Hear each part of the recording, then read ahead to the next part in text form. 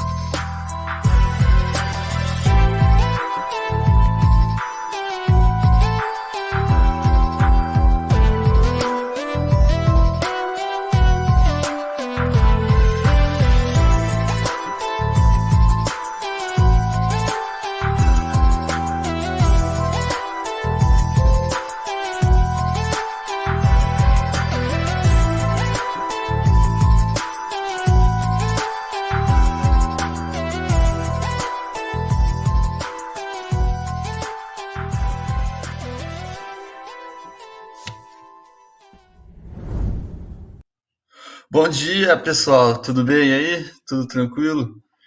Bora aí, agora uma palestra Pique Sabadão Internacional.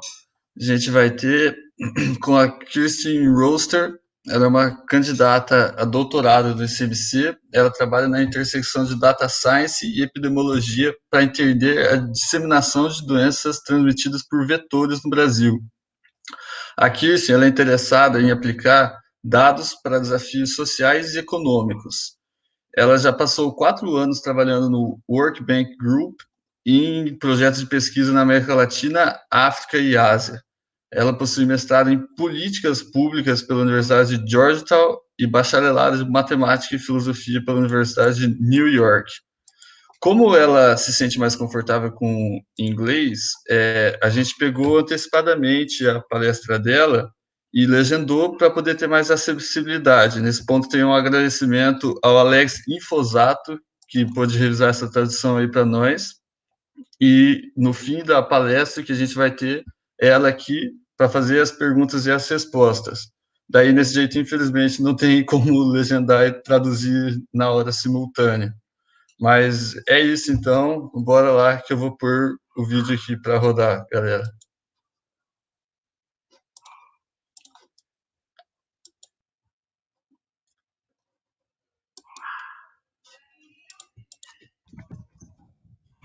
Who did such a great job in putting this event together. Data science is a field that leverages the increasingly vast amounts of data that we're able to collect, to store, and to process in order to answer questions in lots of different domains. We might be interested, for example, in translating text from one language to another. To do this, data scientists use methods from computer science as well as from mathematics and combine that with domain knowledge, so an understanding of the application area. Machine learning is a collection of techniques that are commonly used in data science to detect patterns in data and perform specific prediction or classification tasks. Machine learning is an approach that differs from traditional programming, where we would teach a computer to execute a task by providing it with a set of rules or steps that the program would follow. In our example of machine translation, that would include a long list of grammatical rules of the two different languages, as well as pairs of words and their translations. But language is so complex, there are so many exceptions to all these grammatical rules, and the meaning of a word really depends on the context in which it's used. And so we might end up with very poor translations if we approach the task in this way. In machine learning, on the other hand, we give the computer lots of input examples, so sentences from both languages, pairs of sentences and their translations.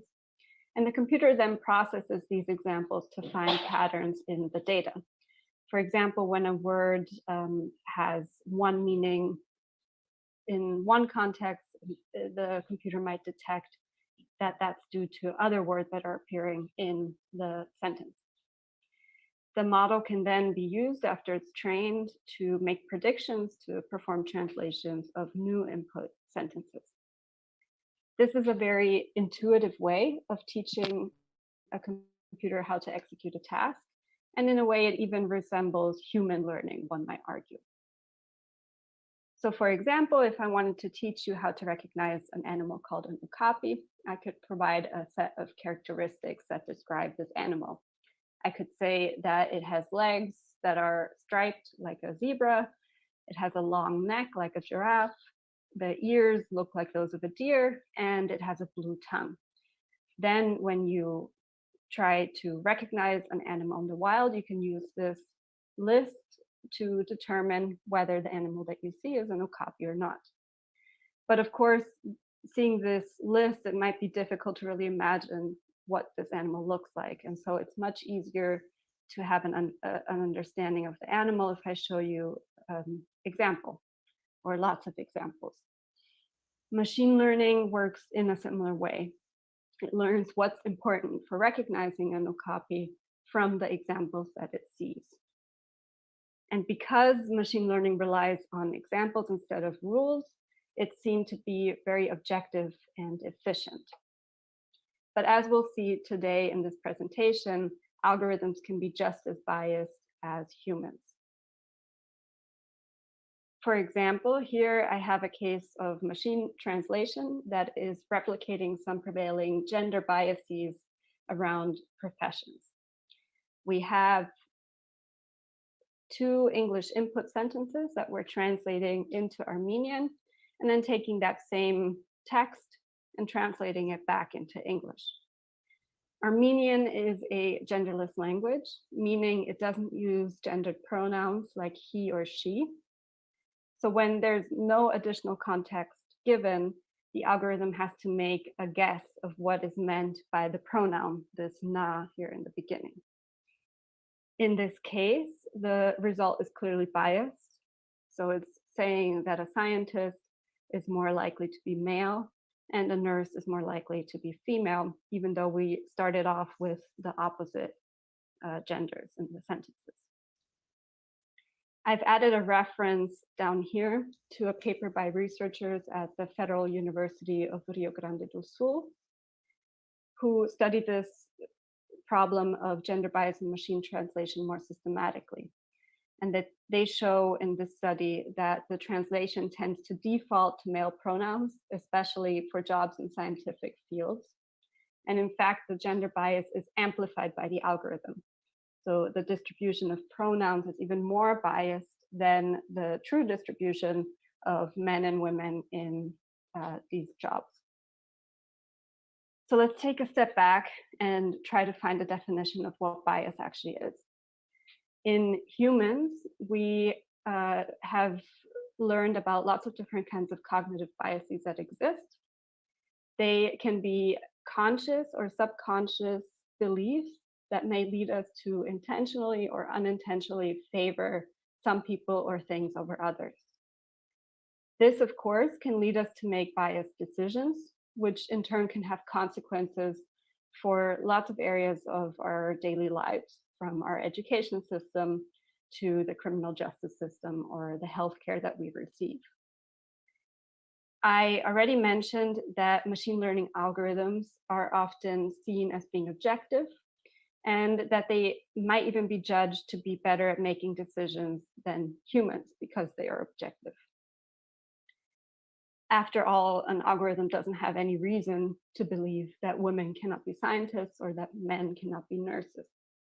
But as we saw in the example on the previous slide, algorithms may replicate and even amplify human biases. And this can be especially dangerous because algorithms can be deployed at scale.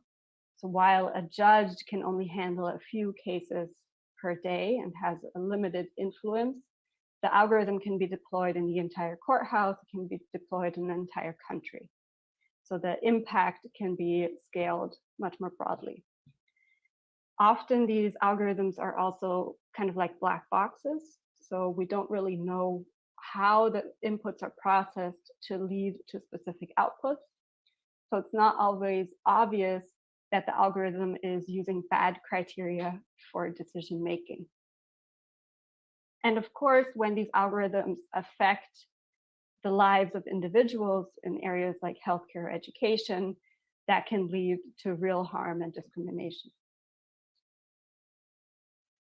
So in the next few minutes, I'd like to try and understand what kind of things are causing these algorithmic biases, so how these biases enter our models.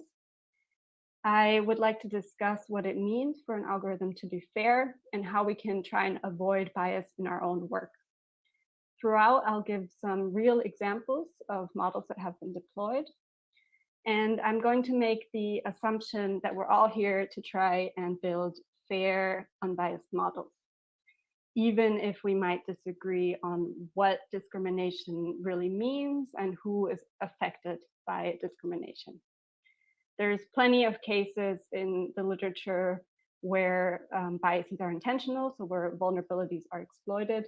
But today, I think let's just focus on the cases where bias is unintentional and where the objective is to develop fair, unbiased systems. All right, so how does bias enter our models? There's lots of different sources, but probably the most common source for bias in these kinds of models is through the data. So any real world data is generated by human decision making, which, as we've already discussed, can be biased. In the machine translation example, the algorithm uses text that's written by humans. So if the human writing the text has some kind of bias, then that could be picked up by the algorithm as well. The data can also be unrepresentative of our society. So in machine translation, we might have lots of text in one language and just very few examples of text from another language. And so the algorithm would become much better at translating from the language where there's lots of data and would be less accurate in the translations where there's a lot less data available. And then finally, we have to remember that everything that we measure, all the data that we have, represents the past. We can't measure something that hasn't happened yet.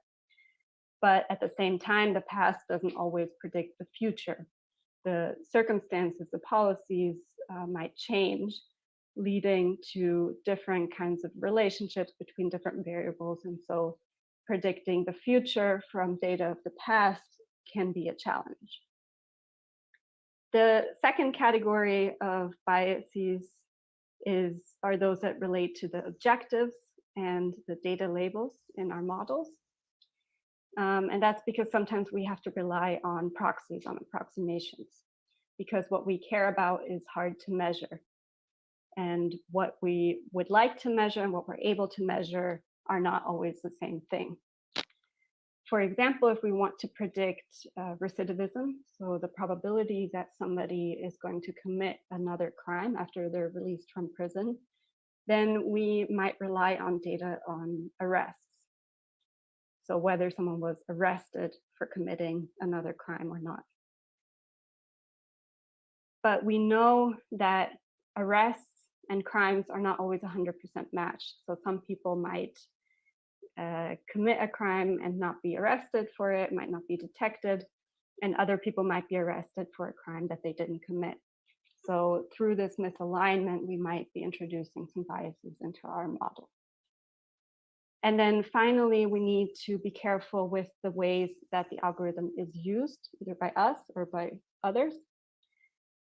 We already said that humans can make biased decisions, and one of those decisions could be to trust or not to trust the algorithm.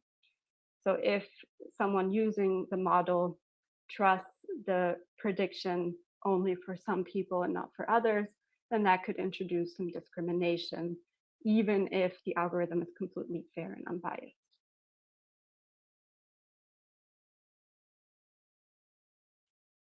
So now let's look at 3 examples of how these sources of bias appear in real cases. Here I have the case of a medication called sildenafil citrate. It was developed to treat a heart condition and was tested in a medical trial in the 1990s. The trial included only men, so there were no women in the trial. And the trial showed that the medication didn't work for the intended use, didn't help with the heart condition, but there was a side effect that suggested it could be useful for a different disease, one that affects about 40% of men. The result was that this drug was approved in 1998 by the FDA for use to treat this condition that affects 40% of men. So it's great. In 2013, then, different researchers had the hypothesis that the same drug could be used to treat a different condition, one that affects about 90% of women to some extent. So they ran a different drug trial, and the outcome was positive. So the medication seemed to be working and didn't have any side effects. But the sample size was too small, and the funding was denied when they tried to expand the medical trial. Now, another name for this drug is Viagra. The condition, of course, that it has been treating since 1998 is erectile dysfunction. And the condition that it might help with is menstrual cramps. Now, the question that we're left with is, what if the first drug trial had included women? Then we might have noticed not just one positive side effect from the medication, but actually two, each one for a condition to treat that affects men and one that affects women. And then since 1998, we would have had treatment for both those conditions available on the market. So this is an excellent example of both data and objective bias. The data in this case, in the first trial, is obviously not representative of the population, only represents half of the population. And the objective was to measure the effect of this drug on a heart condition for all adults, but of course it measured just the effect for adult men. So there's a misalignment between the measured outcome and the intended objective of the study. The second example is from a medical school in London. They had many more applications than they were able to accept students, so they just didn't have enough spaces for all the applicants. And so they had to process a large number of applications. There were people screening these applications and removing about 75% of them before inviting the remaining candidates for an interview. Because this was really time consuming and because not every evaluator had exactly the same criteria, they decided to implement an algorithm that would automate this process. So the first year that the algorithm was developed, they implemented the human process and the computerized process in parallel and found that there was 90 to 95% correlation between the two processes, between the decisions in both systems. So that's great. It looked like the computer was doing a really good job at helping to automate this first step in the selection process. But when they looked more closely at the candidates that were being recommended by the system and the decision criteria used by the algorithm, they discovered that there was actually a bias against foreign applicants. So some of the criteria the algorithm was using was the birthplace and the name. And this was because during the human selection process, the evaluators were removing applications that had spelling mistakes. And this, of course, is more highly correlated with non-native English speakers with foreign applicants. And so the computer was picking up on this relationship and just removing names that sounded non-white, non-European, and also often female names from the applicant pool. Again, this is a case of biased data where some of the biases from the human decisions were amplified and replicated in the algorithmic process. And then finally, I would like to turn to a more recent example of algorithmic bias. So this is the result from a study by Joy Bolamini. She is the founder of the Algorithmic Justice League. And she compared the performance of 3 commercial facial recognition products from these companies, and specifically looked at their ability to classify faces as male or female and as having a lighter or a darker skin tone. And she found that all algorithms were able to classify lighter faces more easily than darker faces and male faces more easily than female faces. In fact, when we look here, we have the average face, so kind of an overlap of all the lighter male faces in our model. And we can see that for these lighter male faces, all 3 algorithms perform almost perfectly. So they get the classification right in almost all of the cases. We can compare that with performance on darker female faces, where the performance can be up to 35 percentage points lower. So the model is performing much worse for darker female faces than for lighter male faces. And the remaining categories, darker male and lighter female, are kind of in between depending on the algorithm. Well, why does this matter? Why is it so important that we have similar performance between different groups? Here is a case of a man in Michigan who was wrongfully accused and arrested for a crime that he didn't commit because of faulty facial recognition software. So there was a theft at a store of 5 watches in Michigan in January 2020. And the police had a picture from the security camera at that store that they entered into a facial recognition software that provided some matches with driver's license photos of potential suspects. The intention was for the system to provide these results and then the police investigate each of the matches further. In this case, however, there was not a lot of additional investigation performed, and instead the police relied on this match from the facial recognition system. In this case, the match was incorrect, and one person, his name is Robert Julian Borshak Williams, he was falsely arrested for this crime. So this is an example of application bias, where a technology was intended for one purpose, but then was applied in a different way that amplified the biases that are already present, as we saw in the previous slide, in these facial recognition systems.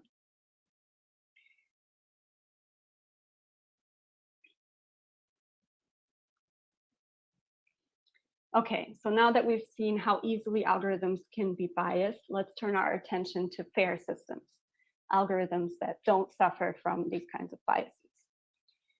Well, the easiest fix would be if we know that our bias is coming from unrepresentative data. In that case, we might be able to just collect more data to make the sample more representative, or we might be able to adjust the data distribution. This is something that could have helped us in the example of the drug trial, where it included only men. We could have included women in this trial. Or even in the facial recognition example, we know that the data sets that are used to train these models often include fewer diverse faces, so they tend to be skewed towards white male faces. And so we can try to change the distribution in our data to have better performance across different demographic groups. But it can be difficult in lots of other cases to define what fairness would mean and to measure how fair an algorithm is. I'll give a few examples in a minute of different kinds of metrics that can be used and how problematic it is to decide which one to use.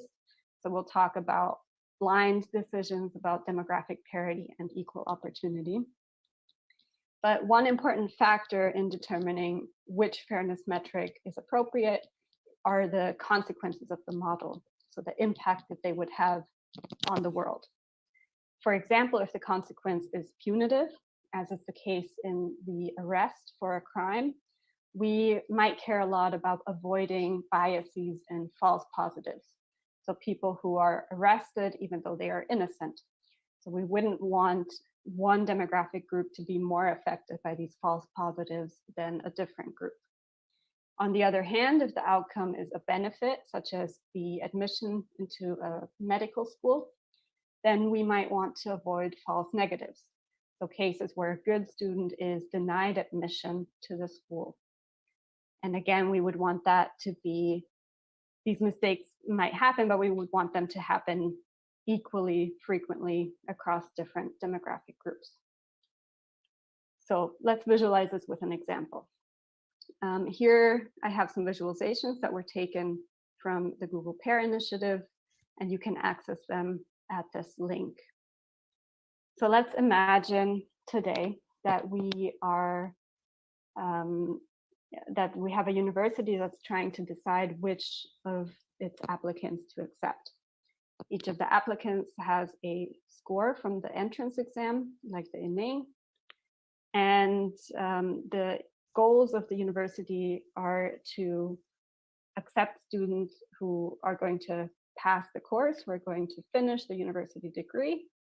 And the second goal is for the university to maximize its citations. So to accept students are going to have lots of, we're going to write a lot of articles that receive lots of citations. So this is a good reputational goal for the university. Each student, each applicant is represented by one of these little dots. And the color tells us what kind of applicant we have.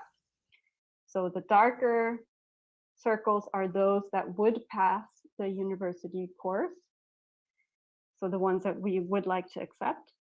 And the lighter colors are the ones that would not pass. So the ones that we are trying to reject. The threshold for the on the exam is what the university is using to decide who is going to pass, so who is blue here, and who is rejected, so the gray color here. Now we can measure the outcome of where we put this threshold using a few different metrics. One is just how often are we right, how often are we wrong? So how often do we accept students who are actually going to pass? How often do we accept students who are going to fail? And then the same, how often do we reject good candidates versus those that would not have passed the course? We can also look just at the overall acceptance rate. So how many, which percentage of all the applicants are we accepting? And then the true positive rate. So the percentage of all the applicants who would pass that are being accepted. So this is basically, of these darker dots, how many of them are we accepting? In this case, we have an 86% true positive rate. Okay, let's add just one tiny little bit of extra complexity. So let's say we have all the same metrics that we just discussed, but we have two different populations. So we have the blue applicants and the orange applicants. We can think of these two groups as some kind of difference in demographics. So it could be either two different genders, we could have different races, we could have socioeconomic background, whether the applicant went to a public or private high school and so on. So there's lots of different ways that we can think about this. For now, let's just say we have the blue guys and the orange guys. All right, so this first strategy that the university is adopting is to maximize citations. So they have an algorithm that tells them where they should put the threshold so that they can have the maximum number of citations. We can see that in that case, we get a threshold of 61. So anyone who has a score above 61 on the entrance exam is accepted in the blue group, and we have a different threshold in the orange group. We also have different rates of correct and incorrect classifications. And we have different levels of acceptance rates between the different groups, different levels of true positive rates between the different groups. So it looks like in this case, using this maximum citation strategy, we are discriminating against the blue population that are being accepted at lower rates and that have to have a higher score on the exam to be accepted. So this looks like a pretty unfair system. So the university recognizes these biases and they adopt a different approach. This one is called fairness through blindness. What that means is that the membership in this demographic group doesn't influence the admission decision. So the threshold is the same for any applicant. So anybody who has a score that is higher than this threshold is accepted regardless of any other factors. And I think a lot of us would agree that this sounds like a really fair approach. Like, why should any kind of demographic information influence the admissions decision? But if we look at the outcomes of this approach, we can see that there might still be some biases in this system. So for example, we can look at the percentage of applications from each demographic group that are accepted, so our positive rate. And we can see that 52% of the blue population are accepted, but only 30% of the orange population. Similarly, if we look at how many of the good applicants, so those that would actually pass the course, are being accepted, we see a similar bias. 81% for the blue population, but only 60% for orange. So even though the definition of fairness seems intuitive and seems to make sense, we can still be introducing some biases into the outcome. So let's look at a different definition of fairness. This one's called group parity or demographic parity. So here we would like to have the same acceptance rate across different groups. So of all the blue applicants will accept 37%, and the same thing for the orange applicants. But what we're ignoring here is that the probability to apply to the school might be different in the two different groups. And so the prevalence of successful candidates might be different in the two different groups.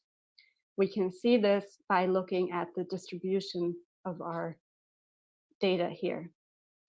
So we can see that within the orange population, there's a much wider distribution of scores on the entrance exam. And in the blue population, we have an average score that's slightly more towards the right. So we have slightly higher score on average within the population. And this is reflected when we look again at the true positive rate, where we have a bias against the blue population.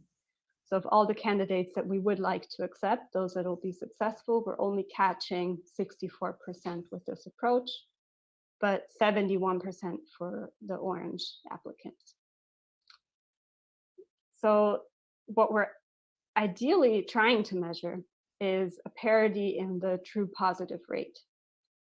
So we would like to accept the same percentage of good applicants, of successful applicants from both groups. But of course, this is really difficult to measure, at least in this example, because we can't know who is going to pass the course until we accept them. So we would have to accept everyone, measure their outcome, use our time machine to go back, and then implement this equal opportunity approach. So I think what this example shows, what we can see from these different metrics, is that it's really difficult to define what fairness should look like for an algorithm. And it depends a lot on the application area. So what kind of impact does the algorithm have and where is it used? So what we can see is that we need to trade off the efficiency of the algorithm with our values, the society that we would like to shape through these models. So we have the disciplines of efficiency and ethics that need to come together. So our technological skill sets and our ethical philosophical skill sets to develop metrics to measure fairness, and also to develop technologies and strategies that help us reduce the impact of some of the biases that we can't avoid. As I mentioned, data is always going to come with some kind of bias. So if we go back to the definition that we had in the beginning of what data science is, we might want to add the discipline of ethics that should be a part of the entire data science pipeline, from the data collection to the model evaluation all the way to our applications of these algorithms. I would like to end this discussion with a few practical considerations. How can we build unbiased fair models? And how can we implement these ideas in our own work? Well, I think it's clear from the presentation that it's impossible to even define fairness universally. And there's not going to be a single solution that can guarantee to remove all biases from our algorithms. But here are a few of my thoughts of what might help us get a little bit closer to more just, fair systems. One important step is to recognize the value of diverse teams, or rather the risk or the vulnerability that we generate if we're working in very uniform teams. It's no guarantee, but some of the obvious examples of bias that we saw today could possibly be avoided or at least detected earlier if we seek feedback from people with lots of different experience and perspectives. It's also important to keep asking ourselves where our data comes from, how it was collected, how it relates to the objective of our analysis, and if it is representative of the intended users of our tool.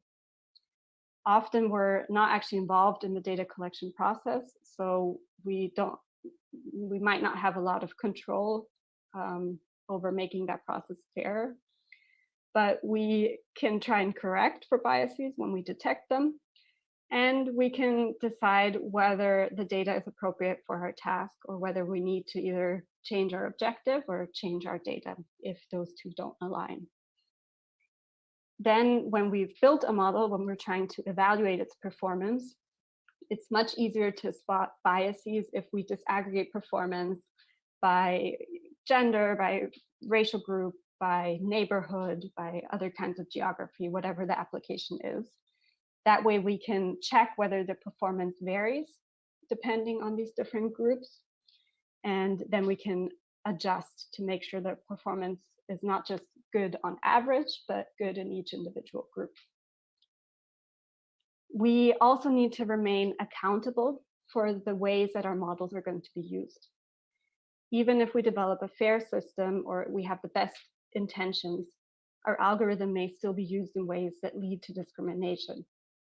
So if we consider the final purpose of our model throughout the entire process, we can try to limit the misuse of these algorithms if it's possible, or at least educate the users of our algorithm on the conclusions that can or cannot be made from the output of the model. One way to do this is to be as transparent as possible about the limitations and the assumptions of our model and recognize our own role in ensuring that the model is unbiased. So these steps don't guarantee that we won't miss anything. So there could still be some bias that is introduced into the model. But thinking about these potential biases in the entire process, from data collection all the way to the application, can help us get a little bit closer at trying to develop these fair, unbiased systems. If you're interested in learning more, I highly recommend these resources, especially these two books here, Invisible Women and Weapons of Mass Destruction. They both have lots of really exciting examples, and you'll see in the references, I already used some of the examples from these books in my talk today. And even more information is available here. So we have an online course from Berkeley, as well as a really good talk and a toolkit, including some code that you can use on your own projects. So thank you very much for taking the time to talk about this really important issue with me. And if you have any questions, please do let me know.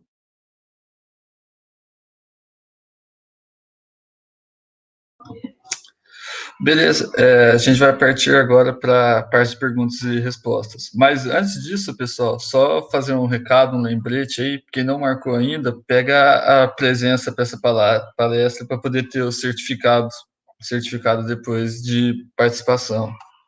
Então, vamos lá? Pode entrar, Kirstin. Hi, Kirstin. How are you doing? Hi, I'm doing well. How are you? I'm fine, thank you. First, let us thank you for your wonderful presentation. It's really good to see those kinds of insights onto the field. So, let's begin with the Q&A. A question from Pedro Muramatsu. Kirstin, why did you choose to pursue a career in data science? What were the decisions behind this choice? Well, first of all, I wanted to say thank you also to all of you for organizing and adding the subtitles. I know that was a lot of work. So thanks for putting together this event. Well, data science, I think, is a really exciting field. It's evolving quickly. There's lots of innovations. Almost weekly, there's some kind of new breakthrough. So it's really exciting to follow. I've always been interested in lots of different disciplines, and I think data science is a great area that brings together ideas from computer science, mathematics, economics, physics. So there's lots of different people working in this space. And there's also a trend of using data science for social good. So it's an opportunity to have a positive impact on the world, which I think is important. Okay, that's great. From Guilherme Pacheco. Hello, Kirstin. I would like to know how a computer science professional could be more prepared to realize and fix this kind of bias on the algorithm already biased. Thank you.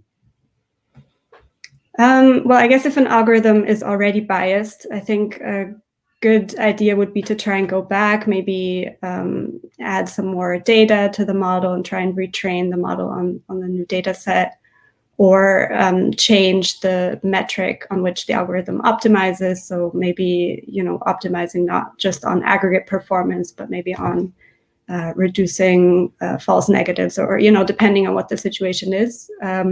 If that's not an option, then I think it comes down to identifying how the algorithm should be used. So thinking about the applications, or maybe restricting the applications to areas where the model does perform well and where it is unbiased. Or, in the worst case scenario, if the negative impact outweighs the positive of the algorithm, then it might be a choice to restart the project with a different model. Yes. Okay, from Renan Barbieri. Kirstin, in your opinion, in a near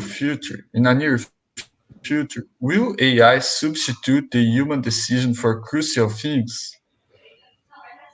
I don't know. I mean, AI is already used in lots of really important areas in healthcare.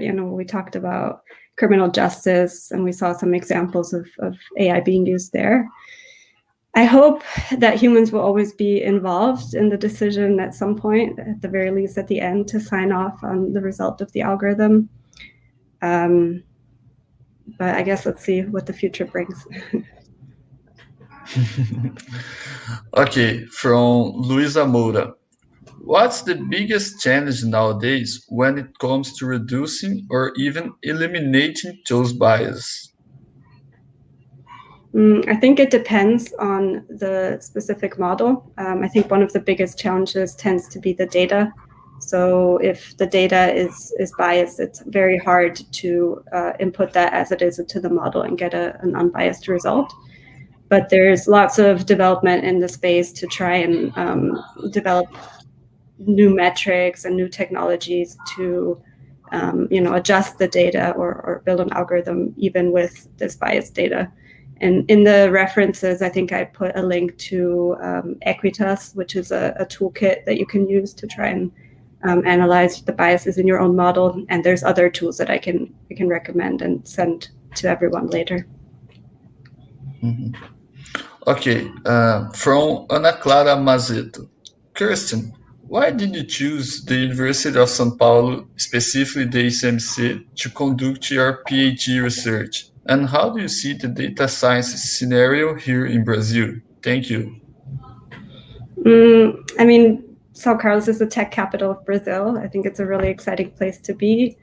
USP, I think, has been ranked as the best university in Latin America, if I'm not mistaken. So I think I've seen, really great researchers do really important work here, and I think there's lots for me to learn here as well.